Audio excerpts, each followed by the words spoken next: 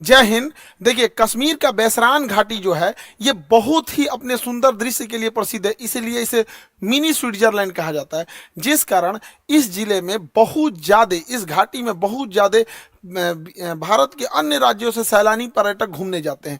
ये पहाड़ों से घिरा हुआ है।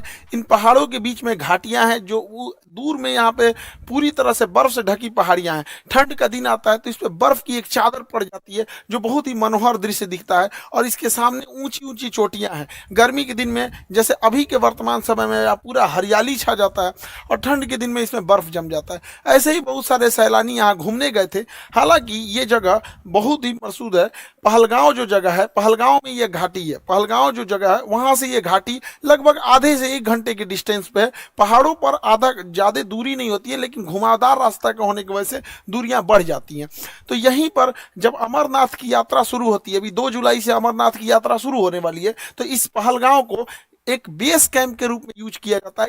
जो श्रद्धालु हैं वो श्रद्धालु वहीं है जो बेस कैंप के रूप में रुकते हैं, ताकि बाबा अमरनाथ की दर्शन कर सके। यहीं पर बहुत सारे इस बार पर्यटक रुके हुए थे। सब पहलगांव से थोड़ी दूरी पर है। पहलगांव से ये आपका बैसरैन घाटी ये बहुत ही प्रसिद्ध है, लेकिन इसी पे कुछ आतंकवादी आए और उनको मार दिए सब, और इतने निर्मम तरीके से हत्या किए सब। इन आतंकवादियों ने, पाकिस्तान के जन्माए इन आतंकवादियों ने भारत पर हमला किया, क्योंकि इनके बाप की औकात नहीं है कि भारतीय सेना के पास आके लड़ सके। तुम्हारे अब्बा जो थे ना, 93,000 फौज हारे थे, साले तुम्हारे बाप भी उसमें शामिल होंगे। 1971 पूछना अपने बाप से जाके। यहाँ पे इन लोगों ने निहत्थे लोगों पे मारा। ये दिखाता है कि कितने कायर पैदा होते हैं सब। हमारे यहाँ तो कहा जाता है माँ का दूध पियो तो सामने से आके लड़ो। तुम्हारे ही कहते हैं यहाँ पे एक निहत्था, कोई किसी की शादी हुई है, कुछ दिन पहले हुई है, वहां पर जाके मार दिया। एक जिम्मेदारी लिया है रेसिस्टेंस फंड। बताइए इनके बच्चे का क्या गुनाह था? बताइए, इनका बच्चा अच्छा मार्क्स लाया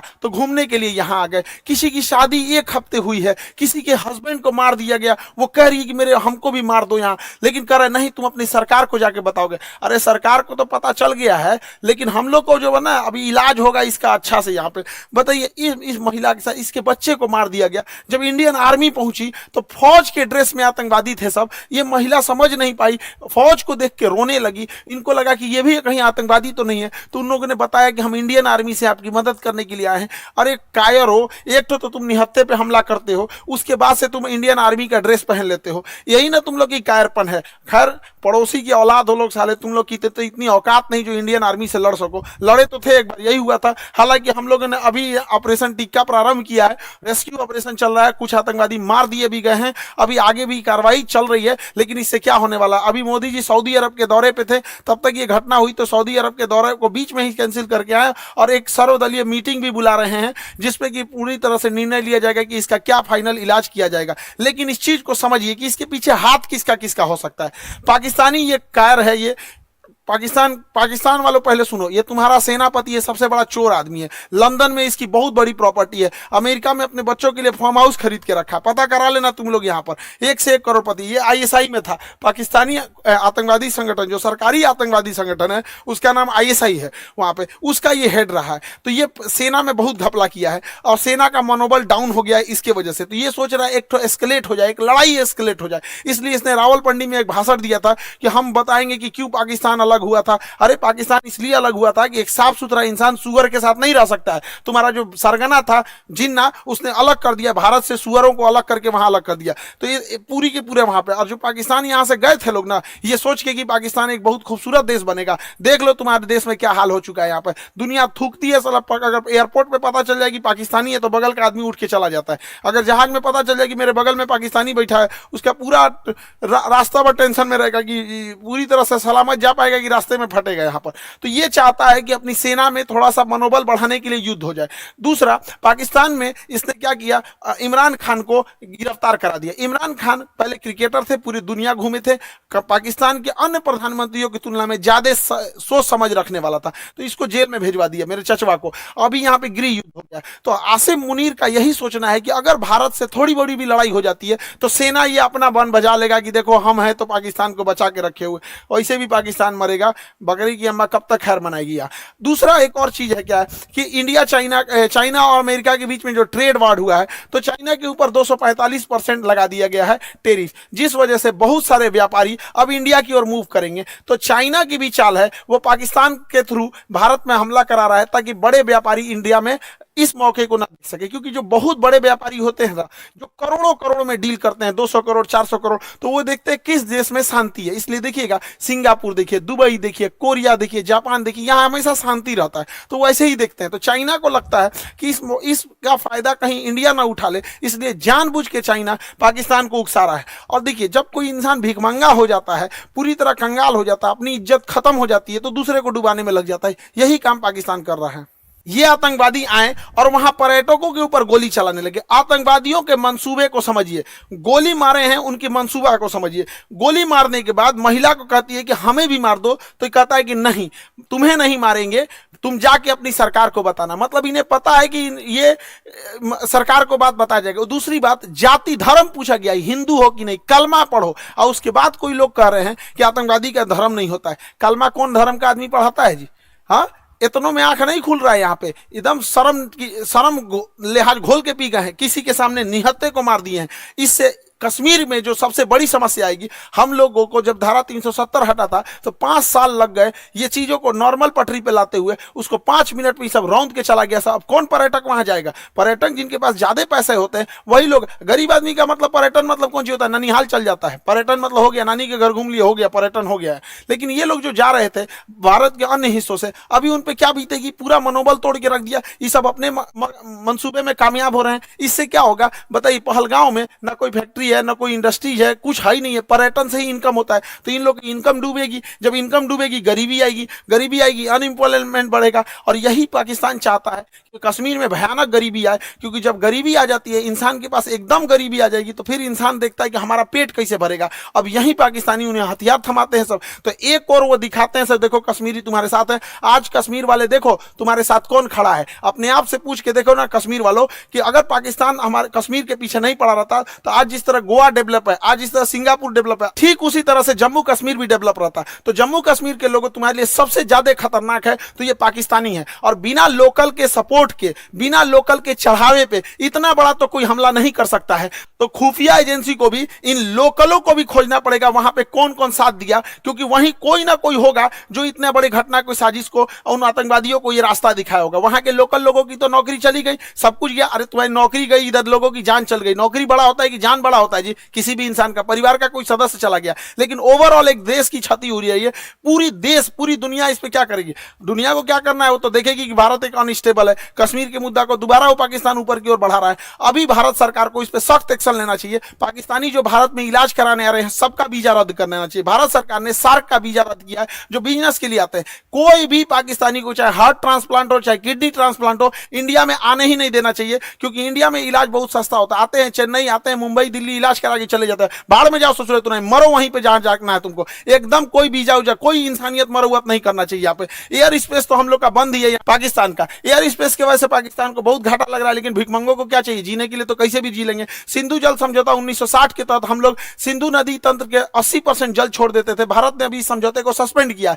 सस्पेंड करने से फायदा यह है कि हम लोग कभी जब मन तब सस्पेंड कर देंगे, जब भी इस तरह की घटना होगी। लेकिन सिंधु जल समझौते को सस्पेंड कर देना कोई इलाज नहीं है, क्योंकि इसके पानी को हम डाइवर्ट करके लेके कहां जाएंगे? इसके लिए हमें नया बांध बनाने की जरूरत है। तो बहुत सारे बांध, जब तक ये समझौता सस्पेंड है, बांध बना देना चाहिए और पाकिस्तान के पूरे पानी को रोक लेना चाहिए। और गर्मी के दिन में पूरा पानी रोक ले, और जब बरसात का समय आएगा तो पाकिस्तान तब तक तो गर्मी में पूरा जल चुका रहेगा। बरसात के समय आएगा जब पूरा लबालब होगा, तो बांध खोल दे, एक सुखा के मारो, फिर दहवा के मार दो। यहाँ पे दोनों करना पड़ेगा। इंसानियत को लांग दिया है पाकिस्तान ने।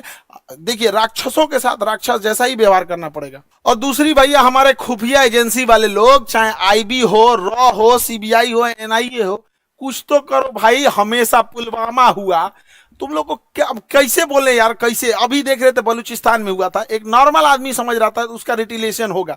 ये क्या इंटेलिजेंस आता है हम लोग का? पुलवामा हो जाता है, संसद पर अटैक हो जाता है, ताज होटल पे हमला हो जाता है, अमृतसर पे हो जाता है, पठानकोट पे हो जाता है, क्या हो रहा है? उरी पे अटैक हो जा रहा है। अरे कभी तो पहले इंटेलिजेंस लाया जाए। हम मानते हैं कि इंटेलिजेंस बहुत लाते हैं आप लोग, लेकिन थोड़ा और एक्टिव होने की जरूरत है। मोसाद की तरह होना चाहिए, CIA की तरह होना चाहिए, चाइना की एजेंसी की तरह होना चाहिए। वहां और जरूरत है इस चीजों को। भारत सरकार को इस पर और संजीदगी से कदम उठाना चाहिए। और इस हमले के बाद केंद्र सरकार एक सर्जिकल स्ट्राइक करेगी। देखो, सर्जिकल स्ट्राइक जरूरी है, लेकिन सर्जिकल की स्ट्राइक कोई इलाज नहीं है। सर्जिकल स्ट्राइक हमेशा सेना करते रहती है। 50 गो आतंकवादी मार देंगे तो क्या वो भरपाई हो जाएगा? हमारे 28 मासूम लोग मारे गए, इसकी भरपाई 50 गो सैनिक। 50 गो मतलब क्या होता है? पाकिस्तानी एगो मिलकर 50 गो जन्म दे देगा। एगो पाकिस्तानी 4 गो बियाह करेगा, 1 2 3 4, 4 गो बियाह करेगा एगो पाकिस्तानी, एगो से 15 गो पैदा करेगा, 15 चौको 60, एगो से मिलकर 60 गो जन्मा देगा। जन्म लेने में क्या जाता है? सुअर भी एक साथ 16 को जन्म दे देता है। इन चोटों को क्या जाता है? आप क्या लगता है सर्जिकल स्ट्राइक से इलाज हो जाएगा? नहीं, सर्जिकल स्ट्राइक इनका इलाज नहीं, इनका ठोस इलाज करना पड़ेगा।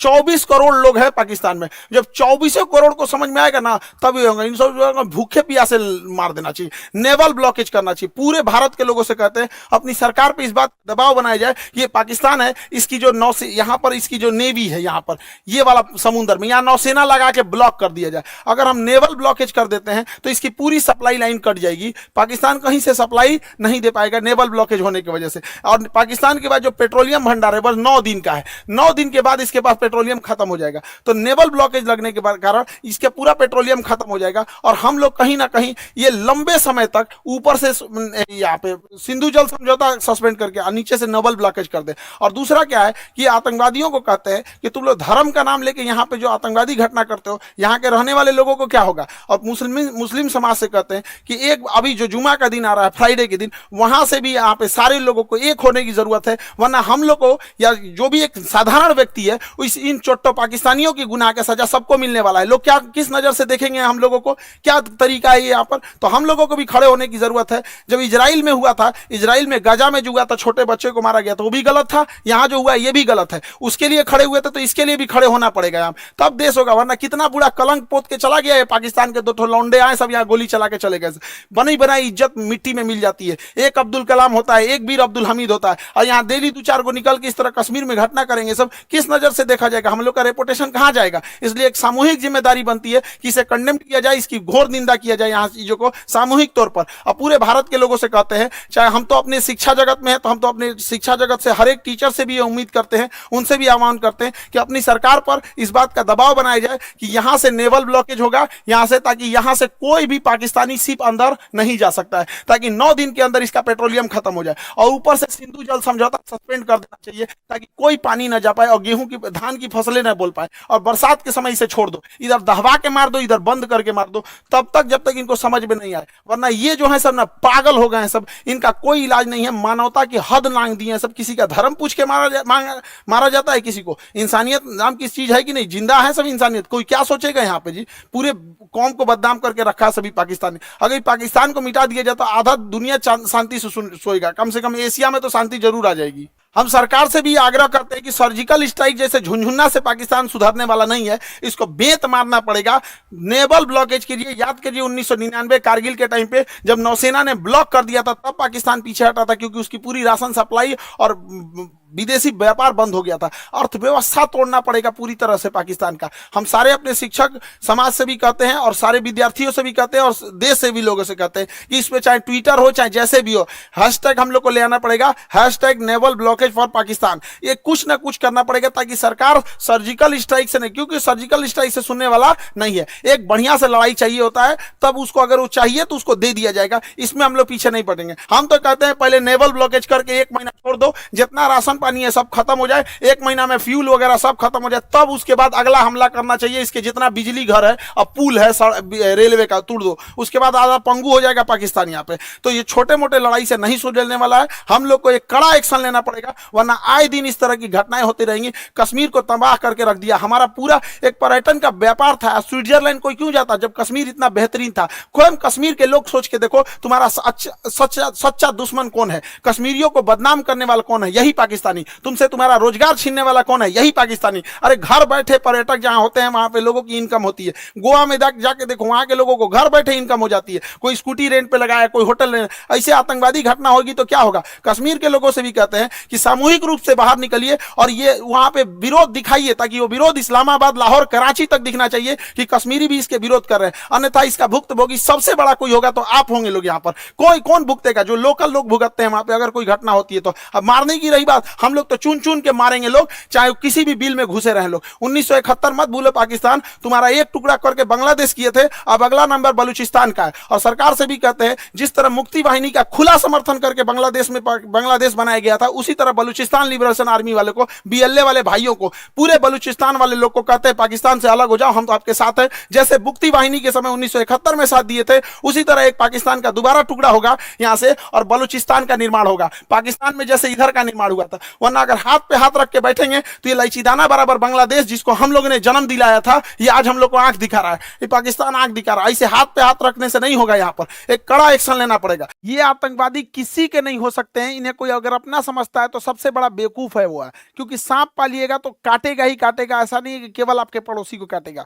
जब ये पहलगांव में ये घटना हो रही थी तो उस समय सैयद आबिद नाम का एक घोड़ा चलाने वाला व्यक्ति, एक कितना ही पैसा कमाता होगा घोड़ा चलाने, इसकी बहन रोक रही थी कि आप मत जाओ, लेकिन ये बेचारा गया वहां पे। और जब आतंकवादियों ने लोगों पे गोलियां चलाने लगी, इतना बहादुर ये अपना घोड़ा छोड़कर आतंकवादियों से हथियार छीन लिया, कहा कि ये हमारे कश्मीर के मेहमान, इन पे गोली मत चलाओ। हथियार छीन लिया, एक सैनिक ना होने के बावजूद इसको इतना हिम्मत था, छीन लिया, लेकिन दूसरे आतंकवादी ने इसे भी गोली मार दिया। आज बेचारे का पूरा परिवार, इस बूढ़ी माँ, इस बूढ़े पिता से क्या पूछेगा। पिता से जब मीडिया ने पूछा आप क्या कहना चाहेंगे, तो कहते कि बेटा चला गया, क्या कहेंगे, बेगुनाह था, बेगुनाह मारा गया। यहाँ पे सरकार से भी कहते हैं कि जितने लोग की इसमें शहीद हुए हैं, उन लोगों को भी आर्थिक मदद और कुछ ना कुछ इनके अस्थायी जीवन के लिए कुछ किया जाए, ताकि उन्हें एक श्रद्धांजलि दी जा सके। यहाँ पर मुसीबत की घड़ी में हम सब देशवासी एक दूसरे के साथ हैं। उम्मीद करते हैं हम सब एक साथ मिलकर अपनी सरकार का साथ देंगे। सारी राजनीति खत्म, यहाँ पे सब एक होने चाहिए और इसका मुंह तोड़ जवाब देना चाहिए। और हम किस मुंह से कहें, किस भाव से कहें,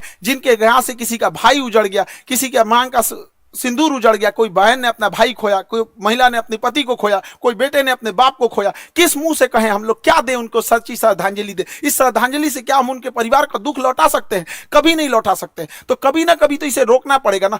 नासूर को छोड़ते जाएंगे तो और बड़ा जख्म होते जाएगा, इसलिए इसका इलाज बहुत जरूरी है। लेकिन जिन भाइयों ने अपनी जान गंवाई है, जिन लोगों के परिवार के अपने बिछड़ के गए हैं, दुख की घड़ी में पूरे देश उनके साथ है, लेकिन उनको सच्ची श्रद्धांजलि तभी मिलेगी जब इनका जवाब उनको मिलेगा, जब उन लोगों को जब उनके घर में भी ऐसे उजड़ेंगे, उनके घर से भी ऐसे आंसू बहेगी ना, तो उन्हें समझ में आएगा कि एक मासूमों पे, निहत्ते लोगों पे गोली चलाना कितना खराब होता है। अरे इतना कमजोर तो दुनिया का कोई नहीं होगा। यहाँ पे छोटे बच्चे भी लड़ाई लड़ते हैं तो कभी किसी निहत्ते पे नहीं मारते। कितना नीच गिर सकते हो पाकिस्तान, कभी सोचा नहीं था इस पर। आई होप कि सरकार इस पर कोई कड़ा एक्शन लेगी। जैसा होगा फिर आगे हम लोग देखेंगे। जय हिंद।